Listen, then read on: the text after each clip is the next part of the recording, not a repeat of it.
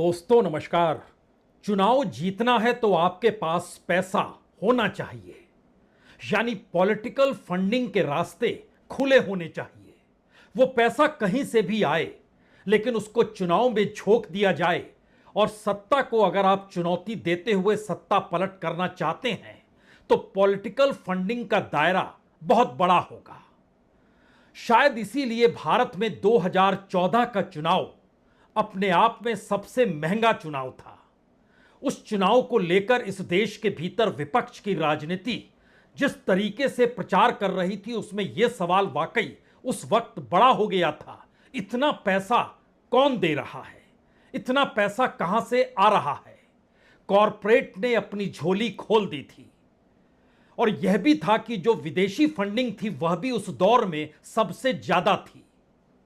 11,000 करोड़ रुपए, 12,000 करोड़ रुपए, 14,000 करोड़ रुपए, यह उस दौर में जो विदेशी फंडिंग भारत के भीतर हो रही थी, ये उसके आंकड़े हैं।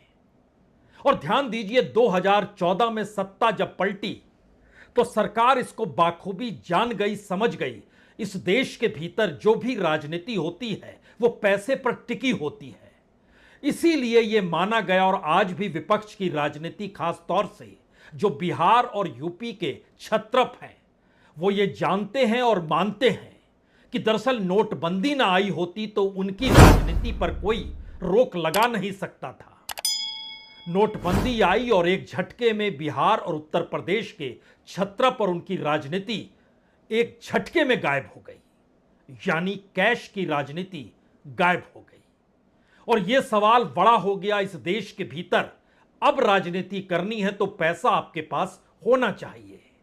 इसीलिए नोटबंदी के बाद हर कदम पर आप जरा ध्यान दीजिए, तब आप समझ पाएंगे कि दरअसल मौजूदा वक्त में कौन सी परिस्थिति है और सरकार की नजर इस वक्त कहां पर है। क्योंकि उसके बाद तुरंत याद कीजिए जीएसटी आ गया था, यानी इस देश के व्यापारी, छोटे बड़े व्यापारी, उन पर नकेल सरकार ने कस दी थी। जीएसटी के बाद के दौर को याद कीजिएगा तो फिर आपको इलेक्ट्रल बॉन्ड याद आएगा। इलेक्ट्रल बॉन्ड पॉलिटिकल फंडिंग का नायाब तरीका, जिसको डराया गया, जिसको धमकाया गया, जिसके दरवाजे पर एजेंसी भेजी गई, उसने पॉलिटिकल फंडिंग सरकार के लिए करनी शुरू कर दी। जब तक चलती रही तब तक वारे न्यारे होते रहे सत्ता के, सत्ता पक्ष की पार्टी के। यह अलग मसला है कि सुप्रीम कोर्ट ने उसे गैर कानूनी तो करार दे दिया, रोक भी लगा दी, लेकिन उस पैसे का हिसाब किताब यह कहकर नहीं समेटा कि यह ब्लैक मनी है।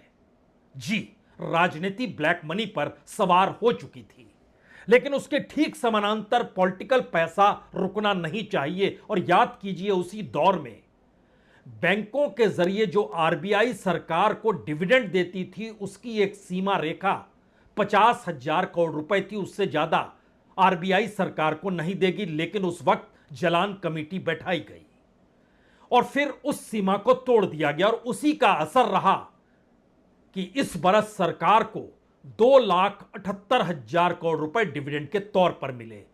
उसी दौर में याद फिर से कीजिए, पीएम केयर्स कैसे आया, वो पैसा कहां गया, किसने उपयोग में लाया। और सरकार ने कह दिया कि दरअसल ये कोई सरकारी संस्था नहीं है, ये एक प्राइवेट है, जिसकी जानकारी उन्होंने अदालत के भीतर दी। यह अलग मसला है कि उसके बोर्ड मेंबर्स हो या उसके सदस्य हो, वो सरकार के मंत्री रहे, बड़े बड़े नामचीन लोगों को जोड़ा गया, लेकिन सरकार ने हाथ पीछे खींच लिए। जी नहीं, ये गवर्नमेंट का नहीं है, यह अलग मसला है। सबसे पैसा लिया गया, सबने दिया, किसी डर से सत्ता पैसा मांग रही है, आपको देना होगा। लेकिन क्या इस दौर में एक नई स्थिति इस देश के भीतर अब खड़ी हो चली है? यह स्थिति क्या जेनजी के जरिए खड़ी हुई, युवाओं के जरिए खड़ी हुई, या फिर बीजेपी की लोकप्रियता, प्रधानमंत्री की लोकप्रियता जो चली आ रही थी 2014 से, वो 2024 में जब ढहती हुई दिखाई देने लगी तो एक झटके में सरकार उसके बाद इलेक्शन कमीशन को अपने हथेली में दबाच लेती है। यानी हथेली के भीतर इलेक्शन कमीशन क्या आ जाता है। पार्लियामेंट के भीतर बाहर खुलकर यह आवाज विपक्ष ने लगाई, सुप्रीम कोर्ट का दरवाजा खटखटाया, इलेक्शन कमीशन के दरवाजे पर पहुंची। चाहे वो ईवीएम का सवाल हो, चाहे एसआईआर का सवाल हो, ये सारी चीजें उस पॉलिटिकल फंडिंग के पैरेलल में इंस्टीट्यूशंस के लिहाज से चलने लगी। लेकिन आज की तारीख में क्या स्थिति है? क्या सरकार की लोकप्रियता खत्म हो चली है? क्या प्रधानमंत्री मोदी ने जो नजारा जंतर मंतर पर देखा, इस देश के जनजी के भीतर का विरोध देखा, और ऐसा नहीं है कि सरकार के पास कोई रिपोर्ट पहुंची नहीं होगी कि जंतर मंतर की नब्ज जो थी, जो धुरी थी, उसमें प्रधान नहीं, प्रधान सेवक निशाने पर थे। यानी प्रधानमंत्री मोदी की लोकप्रियता इस दौर में गायब हो गई। इसी दौर की पूरी प्रक्रिया को अगर समझें तो जहां जहां मुख्यमंत्री बनाए गए दिल्ली के जरिए, वहां पर उन नेताओं की पहचान बिना दिल्ली के आसरे कुछ भी नहीं है। आप कोई भी नाम ले सकते हैं और उसकी ताकीद इस दौर में कर सकते हैं कि जैसे बिहार, पहली बार बिहार का मुख्यमंत्री बीजेपी का है और पहली बार उपचुनाव वह भी बीजेपी अध्यक्ष की सीट खाली करने पर बीजेपी चुनाव हार गई। सम्राट चौधरी को दिल्ली ने मुख्यमंत्री बनाया, वहां के विधायकों ने नहीं। जनता दल यूनाइटेड निशाने पर आ गई।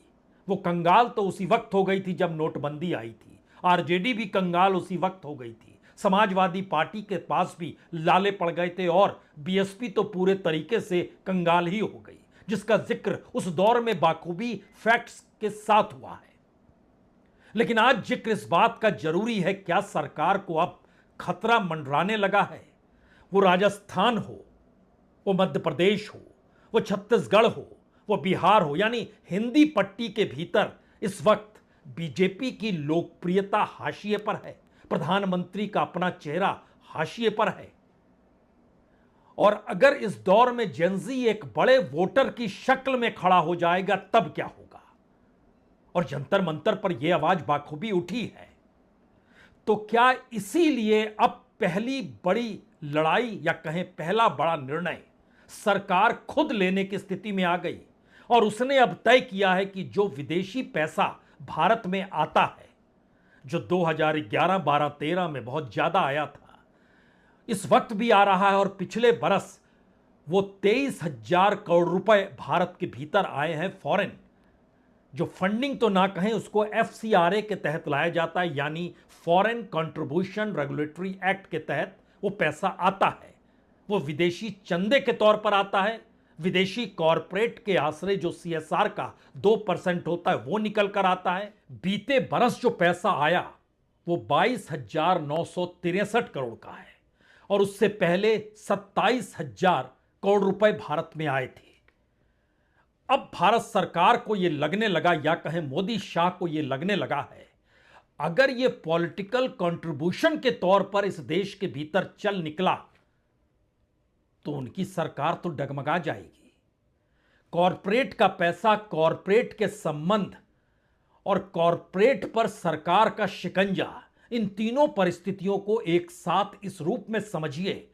इस देश के भीतर में कोई भी बड़ा बिजनेसमैन हो, बड़ा कॉरपोरेट हाउस हो, वह सीधे तौर पर इस देश में बीजेपी को चुनौती देने वाली राजनीतिक पार्टी को फंडिंग नहीं कर पाता है। अगले दिन से उसके लिए मुश्किल शुरू हो जाएगी। लेकिन इस दौर में जो सरकार के भीतर की रिपोर्ट है कि जो पैसा अमेरिका से आ रहा है, जो ब्रिटेन से आ रहा है, जो जर्मनी से आ रहा है, जो यूरोप से आ रहा है, जापान से आ रहा है, यूनाइटेड अरब अमीरात से आ रहा है, कनाडा से आ रहा है, इन तमाम जगहों से इस बरस भी पैसा तकरीबन इस दौर में 6,000 करोड़ से ज्यादा इस दौर में पैसा आया। जो सरकार अपना आंकड़ा बतलाती है, बतलाती क्या है, जो सरकार के जरिए जो एजेंसियां काम करती है, फाइनेंस की निगरानी करती है, उनके पास ये आंकड़ा मौजूद है। अब सरकार को लगने लगा कि पूरा कंट्रोल होना चाहिए, अन्यथा उसकी जो लोकप्रियता खत्म हुई है उसमें कहीं वह निशाने पर ना आ जाए। और निशाने पर ना आ जाए, इसको लेकर पूरी दुनिया के भीतर भी शोर मचा, भारत के भीतर भी शोर मचा। इस दौर में अमेरिका से खासा पैसा भारत में आया और भारत सरकार को यह लगने लग गया कि दरअसल यह मुश्किल हालात होंगे। और पहली बार विदेश मंत्रालय ने खुलकर कहा यह अमेरिका तय नहीं करेगा, यह भारत की संसद तय करेगी। और इसके साथ ही सरकार के तमाम सांसद खुलकर यह कहने से चूके नहीं कि दरअसल जो पैसा आएगा वो भारत के भीतर डिस्टरबेंस पैदा करेगा, राजनीतिक तौर की परिस्थितियों को बदलने लगेगा। यह बात खुलकर आने लगी है। सांसदों की आवाज सुन लीजिए, बीजेपी के नेताओं की आवाज पहले सुन तो लीजिए जिसका जिक्र हम कर रहे हैं। पूरा देश समझ रहा है कि ये जो एफसीआरए है, फॉरेन कंट्री से, विदेश से जो पैसा फंडिंग इस देश में किया जाता है, हमारे देश के ही अमन चैन को और देश के संप्रभुता को चुनौती देने का काम करता है। इसीलिए ये जो कानून है, ये कानून इतना ही है कि जो विदेश से पैसा यहां फंडिंग हो रहा है उसका हिसाब दिखाओ। ये कौन सी गलत बात है? इस देश को तो ये जानने का हक है कि अमेरिका हमारे देश में किसी भी एजेंसी को इतना पैसा क्यों भेज रहा है। और ये जो बिल जो आ रहा है, मैं तो कहूंगा कि ये सन 2014 में लाना चाहिए था। ये एफसीआरए कानून तो पहले ही था, लेकिन ना उसका दांत ना था, ना उसका नखून था। सरकार पूरा कंट्रोल चाहती है, एब्सोल्यूट कंट्रोल। और वो बिल्कुल नहीं चाहती है कि इस देश के भीतर अब किसी भी तरीके की कोई भी फाइनेंशियल आवाजाही उसकी जानकारी के बगैर हो, या फिर उसके पास ऐसी कोई ताकत अब होनी चाहिए वो कभी भी रोक लगा पाए, और अगर रोक लगाने से पहले भी अगर वो पाबंदी लगाना चाहे तो वो लगा पाए। ऐसी व्यवस्था सरकार करने की दिशा में बढ़ गई। इसीलिए यह तय हुआ कि अब जो आखिरी 3 पार्लियामेंट के बचे हैं, 11-12, जी 10, 11, 12 है, लेकिन 11-12 की तारीख तय की जा रही है। क्यों नहीं एफसीआरए बिल ले आया जाए? अब इस बिल के जरिए या बिल के लेकर सरकार के भीतर के जो सवाल हैं, सरकार की लोकप्रियता कम हो गई, जो डमी सीएम बने हुए हैं जिन राज्यों के भीतर, उन राज्यों में बीजेपी के नेताओं के भीतर सवाल है, कोई भी कभी भी खड़ा हो सकता है, यह डर भी है। और इस दौर में जेनजी ने एक ताकत के तौर पर खुद को जतला दिया, दिखला दिया, और 12 बरस में पहली बार एक कैबिनेट मिनिस्टर का इस्तीफा हो गया। इस दौर में इस देश के भीतर जो एनजीओ का काम करते हैं, उस एनजीओ के भीतर सबसे ज्यादा इस देश का जेनजी काम करता है। तो जो पैसा बाहर से आता है वो एनजीओ में आता है, और एनजीओ में इस देश का जेनजी भी काम करता है, तो वह भी आप अपने कमांड में अब रखना शुरू कर दीजिए। हालांकि धार्मिक स्थलों को लेकर, वो मंदिर हो, वो मस्जिद हो, वह गिरजाघर हो, चर्च हो, उनको भी पैसा जाता है, लेकिन उसके साथ एजुकेशन इंस्टीट्यूशन और हेल्थ इंस्टीट्यूशन के पास भी वो पैसा जाता है। लेकिन इन माध्यमों से आने वाला पैसा सरकार जानती है कि दरअसल 2011-12-13 जब मनमोहन सरकार के खिलाफ माहौल बन रहा था, उस वक्त बीजेपी जब खड़ी हो रही थी, तो कहां से पैसा किस रूप में आ रहा था। 2010 में एफसीआरए कानून मनमोहन सिंह लेकर जरूर आए, लेकिन उसके दांत इतने पैने नहीं थे जिस बात का जिक्र अब बीजेपी के नेता करने लगे हैं। लेकिन उसके अगला सवाल कहीं बड़ा है। इस दौर में होगा क्या? क्या उसका व्यापक असर होने वाला है? जो चीजें आ रही हैं, विदेशी चंदे पर नियंत्रण, निगरानी सरकार कह रही है हम मजबूत करने वाले हैं। जो संपत्ति उससे बनाई जाती है उस पर कब्जे और शक्ति का, यानी कब्जा भी कर सकते हैं और उसको अपने हिस्से में ला भी सकते हैं, यह भी प्रावधान किया जाए। हालांकि यह रियायत देने का जिक्र है कि जो पहले हो गया सो हो गया, यानी रेट्रोस्पेक्टिव नहीं होगा, अब से होगा, यानी पिछली तारीख से नहीं होगा। जाहिर है इससे सबसे ज्यादा प्रभावित एनजीओ और माइनॉरिटीज इंस्टीट्यूशंस होने वाले हैं, एजुकेशन और हेल्थ इंस्टीट्यूशन होने वाले हैं, और विदेशी पैसा जो भी आएगा उसके एक एक रुपए की जानकारी सरकार के पास हो। अमेरिका में इसको लेकर टीका टिप्पणी शुरू हो गई। दोनों ही, रिपब्लिकन हो या डेमोक्रेट्स हो, दोनों ने कहा ये क्या कर रहे हैं आप। लेकिन सरकार को इस दौर में समझ में आने लगा कि जब ऐसी स्थिति देश के भीतर आ रही है जहां वो मुश्किल में होगी, तब वो क्या करे और क्यों मुश्किल में होगी, और जिस लिहाज से वो आगे बढ़ रही है उसमें जो जो प्रावधान रखे गए हैं उसमें एफसीआरए को लेकर जो रजिस्ट्रेशन कराना होगा सरकार तय करेगी। किसी ने पहले सरेंडर कर दिया, दोबारा उसको रिन्यूअल करना चाहती है, सरकार तय करेगी। किसी को उसका सर्टिफिकेट चाहिए, सरकार तय करेगी। विदेशी चंदे पर कोई दूसरी संपत्ति अगर खड़ी हो गई, सरकार एक झटके में उसके अपने हिस्से में ला सकती है। और इन सब के साथ सरकार कह रही है ये पारदर्शिता है। इंस्टीट्यूशन कह रहे हैं दुनिया भर के भीतर जो भी कॉरपोरेट का पैसा जो सीएसआर का होता है उसके तहत तो ये पैसा दुनिया भर के भीतर आता है। अमेरिका तो सबसे ज्यादा देता है और खास तौर से इस देश के भीतर में वो इंस्टीट्यूशन जो लंबे वक्त से चले आ रहे हैं उन पर ताला लग जाएगा। सरकार कह रही है बिल्कुल नहीं।